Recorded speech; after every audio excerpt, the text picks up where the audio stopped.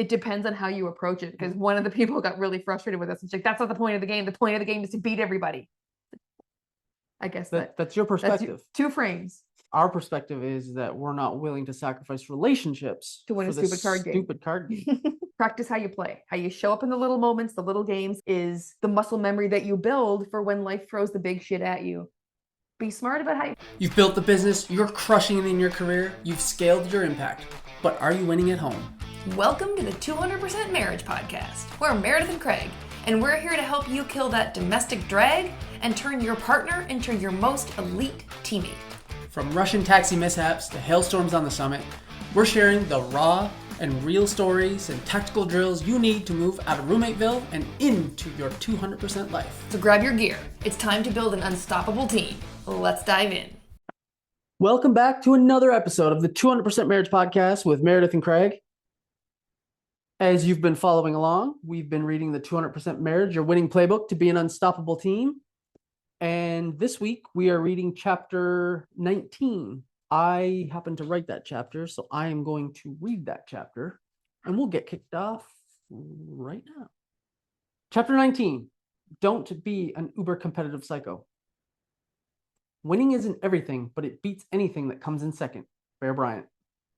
Saying we're competitive would be a huge understatement. We love competition. It's probably one of the reasons we both love sports so much, which you've probably picked up on by now. We are so competitive that we used to go head to head over the stupidest shit. Picture this. We used to enter our office tower on the 2nd floor, and instead of taking the busy escalator down to the 1st floor like normal humans, and literally every other person in the building, we'd race down the stairs in full view of the 100 other people on the escalators. Why? Because we're that competitive. No one else ever took the stairs, so it was the perfect battleground. If you're wondering who won, you're definitely our people. Mayor usually won the races down the stairs because, you know, lightning quick feet. Her words, not mine. Races up the stairs, though, all me. Long legs that can devour 2, maybe 3 on a good day, steps at a time to give me the edge. In case you haven't caught our vibe, we love fun and games. So much so that we used to play a lot of cribbage, aka crib. If you're not familiar, it's a card game, and of course, we kept score. But not just who won the individual match, like normal people.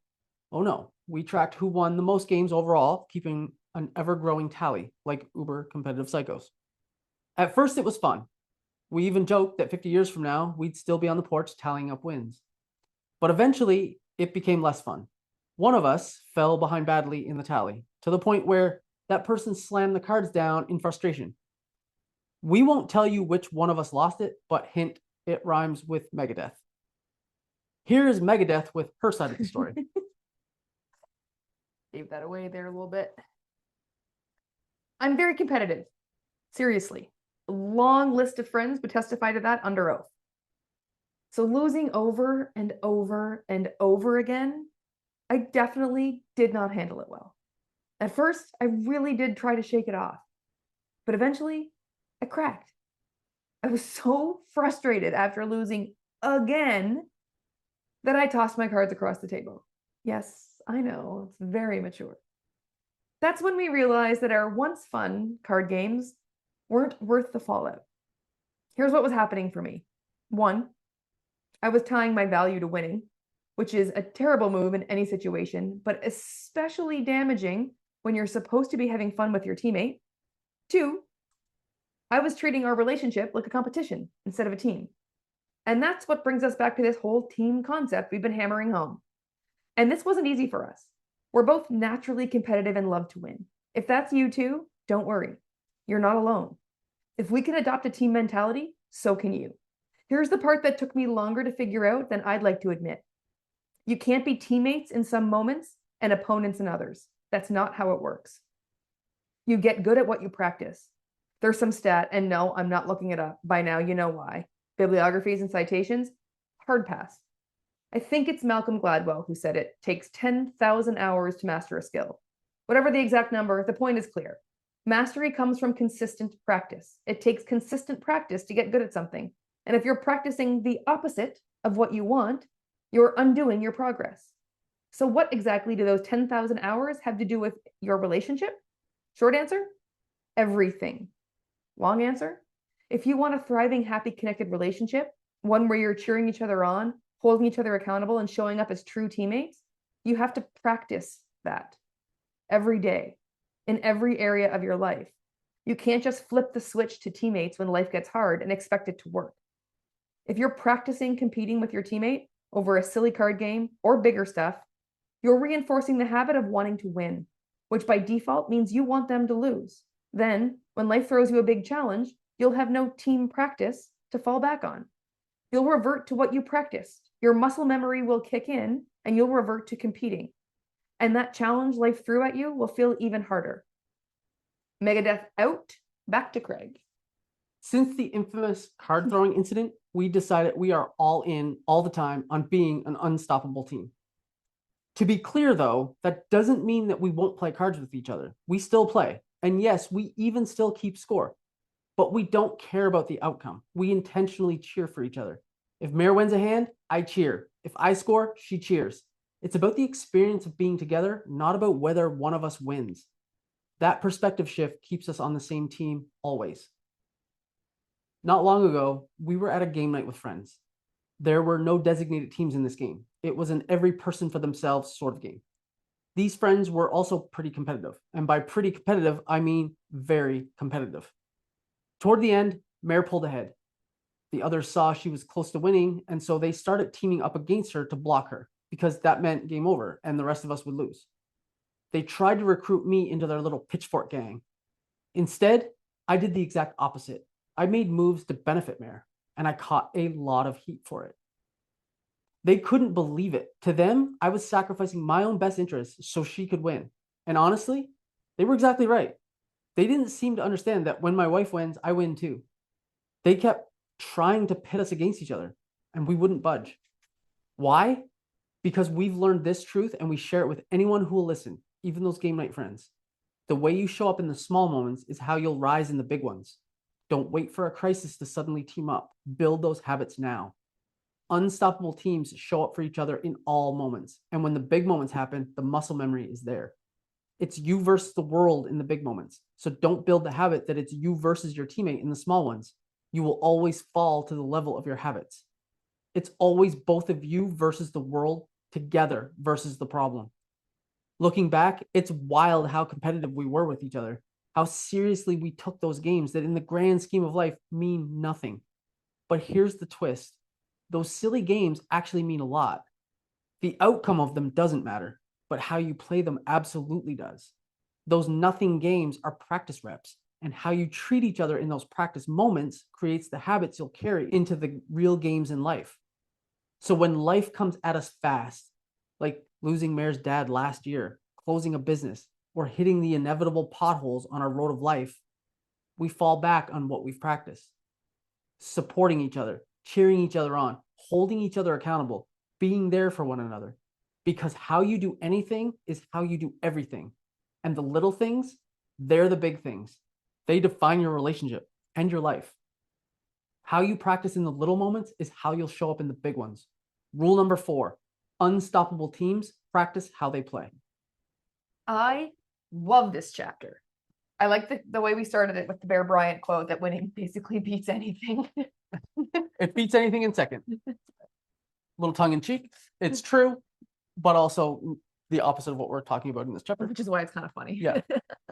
But it is definitely how we both grew up and both brought into this relationship. Yes. My whole life, very, very, very competitive. And it was like, we had a lot of fun. Like, well, I think back to running down those stairs, to be clear, which makes it even funnier. It wasn't in the book.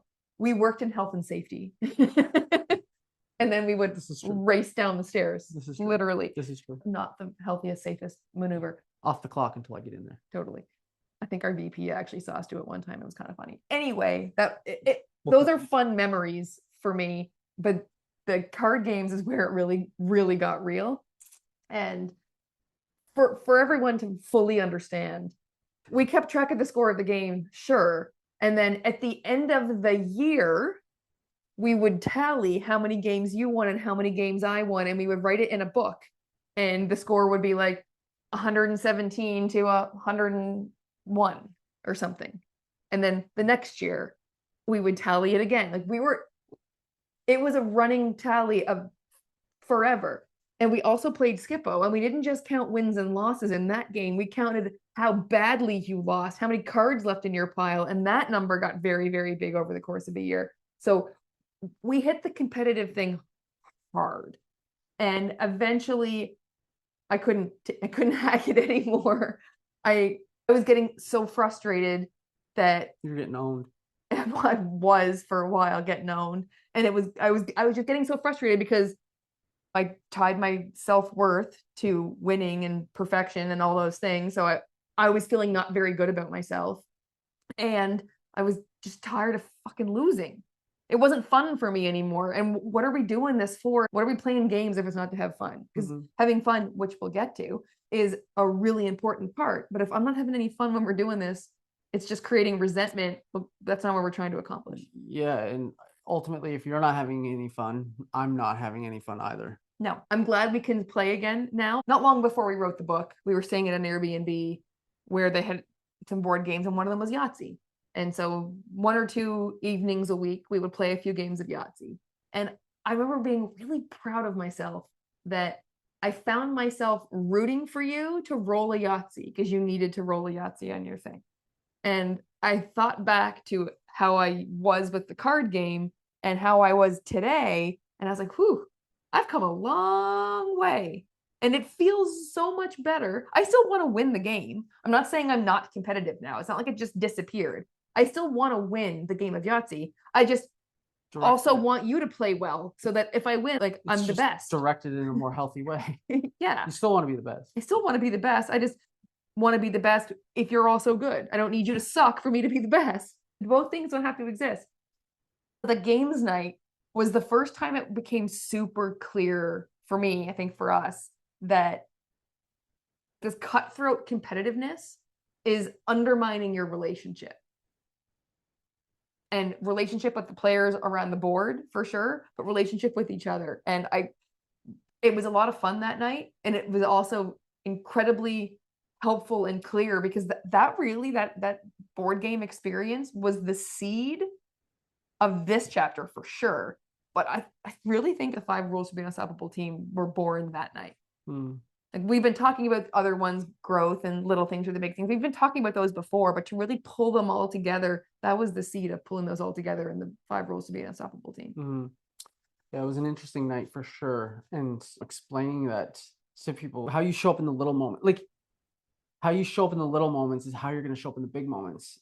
Sometimes people are like, yeah, but it's a game night. It's just chill. Like, what if we just like competed on game night? It's like, okay, yeah, we can do that, and we can still try to win and all the things like we've talked about. But if you're tying a certain level of importance to that, to the point where you're getting agitated and angry with the other person who is winning, or at yourself and throwing cards, or getting like, and at that game night, people were getting visibly angry with decisions other people were making, and it's like, you know, it's just a game in the grand scheme of life. This is not that important. We're just here to have fun. The outcome of this game is not important. It doesn't mean anything at the how we play the game might impact relationships at this table. Right. And how you do anything is how you do everything. And so if you show up in those moments frustrated and angry and out for yourself over everyone else, then that's how you're going to show up when the big moments happen too.